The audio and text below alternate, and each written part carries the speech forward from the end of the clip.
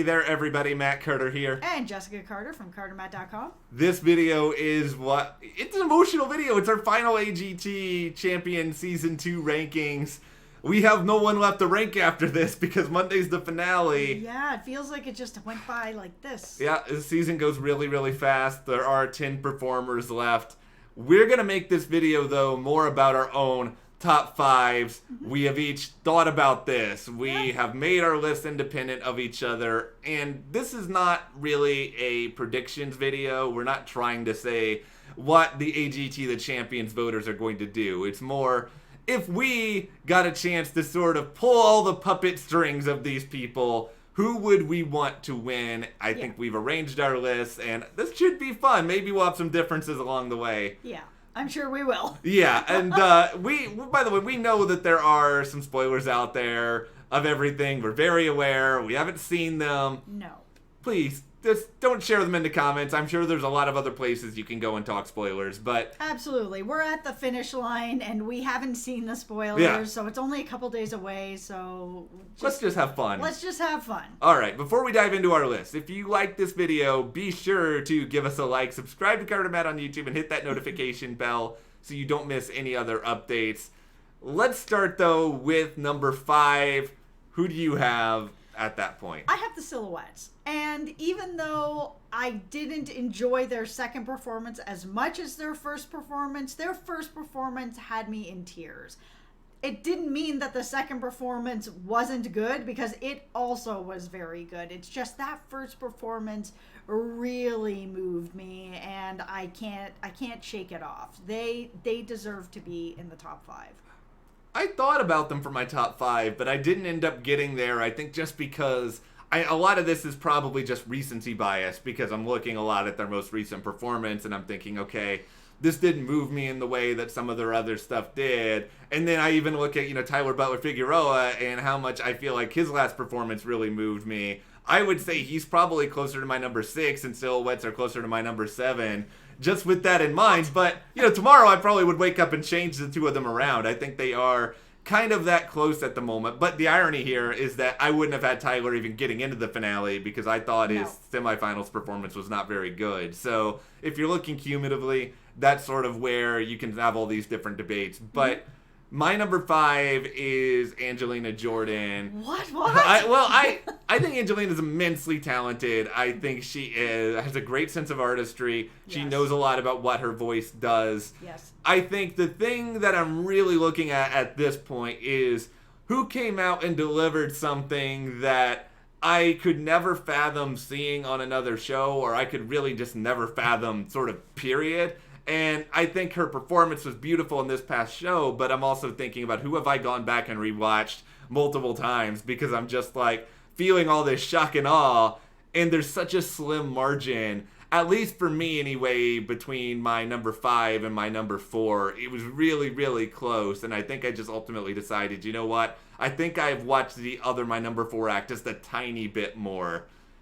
And with that in mind, let's get to the number 4 acts. Here, in my spot, I have Sandow Trio, Russian Bar, because I look back at their last performance, and could you argue that, it was pretty similar to what they did in the semifinals? Sure, but then we also have to criticize singers for being like, oh, you went up there and sang a song, you did that beforehand. It's true.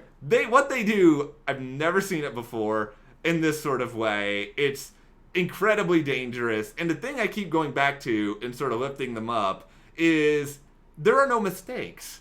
If they screwed up, I think they would show it, because they've shown other people screw up before on these shows. So I just feel like the ability to go up there, do these flips, add the fire, add the spikes, add the danger, the showmanship, it is just so next level, and it's one of the coolest circus acts that I've ever seen. It's a very cool act. They did not make my top 5, but it was close. Okay. I was thinking about them as well. What they do is spectacular. It really is. All right. Here in my 4th, I actually have Angelina Jordan, and she was in my top 3 for the longest time, because the 2 acts that I saw her do, her 2 performances, I love both of them. and what you were saying, going back and watching over and over again, she is somebody that I've gone back and watched over and over and over again. Her voice is just powerful because it can get really soft, and then she can mix it in with some grit, and it still blends in this way that I just haven't heard before. So I do think that she's got a good shot at winning this, but for me, duo Transcend ended up just giving this performance that blew me away. Yeah. So they ended up, it was that I sort of had Angelina in third and duo in fourth, but this last performance from duo Transcend ended up switching them up for me. And I have duo Transcend as number 3 as well, and I feel like a lot of this in my head is I have to go just kind of where my heart lies in a moment. I did not expect to think an acrobatic aerial act would be number 3 at the end of an AGT the Champion season, because usually they don't even make it to the finale on a lot of these shows. But I don't have anything to criticize. They went up there and they did an entire act blindfolded with danger and tricks and stunts and athleticism. It's emotional. Their relationship, I think, is really special. I think it's one of the reasons why. Maybe it's that it's this Valentine's Day when we're recording and I just love so much. Maybe that's a part of it.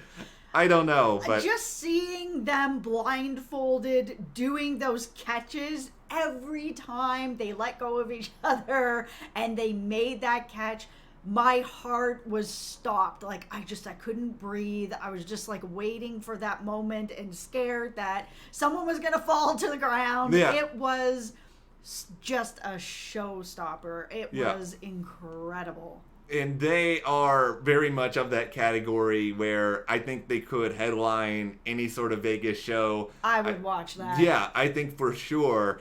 But then it's sort of, I have the next tier where it's a Vegas show, or are you going to be the entire Vegas show from start to finish and you're going to tour all over the world? Because I think these top 2 acts especially have that just like holy bleep factor to them. Let's just do our number 2 together because I believe it is the same. Yes, it's the Unbeatable. Yeah. They are incredible, and AGT has actually put up a performance that they're going to be doing with Travis Barker in the finale. It's not going to be judged. They're just going to be having some extra performances, and it is awesome. Everything about it was awesome. Like, they are spectacular. They've shown me some stuff I've never seen in sort of these dance tumbling acts. I love them. If they end up winning, I will never be mad at that. They really deserve it. And that is the kind of the happy part of this season, is that it's hard to be mad about Marcelito Pomoy winning because he's spectacular. Oh my goodness. It's hard to be upset about the Unbeatable winning because they're also spectacular. Yeah. And these two are very close in my mind because I love both of them, but I love them for different things. It's so hard to compare a super athletic, well choreographed dance crew sort of with what Marcelito is doing, which is more emotional and more vocal and they're so different, but they're both so awesome. And I could watch The Unbeatable do this stuff for hours, and I just picture in my head how they could sort of coordinate an hour-long show with different dancers and different styles and danger. I hope that they have every single opportunity that they deserve after this. Absolutely. For me, it's not as close. Yeah, I believe that. It's not as close. I think Marcelito has this in the bag. I understand that there's been a lot of controversy around some stuff about that he didn't get to choose his song. Then, of course, we saw Simon say what he said. And yeah, that factors in and could factor in where the super fans, whoever they are taking what Simon says into consideration, calling him predictable. But it wasn't predictable. If you are just looking at his performance and what he did in the finale and what he has done this entire time, he has won the show. And it's not close. For me, I'll just say it's for me. Well, I think everyone else has done a really great job. I can definitely see the 5 people that I've said. I can see any of them winning. But I really see Marcelito winning. It is so gorgeous what he does. It's just, I've never seen this type of act before this show. I have now gone and watched a million different videos of Marcelito a million different times. I can't get enough of him.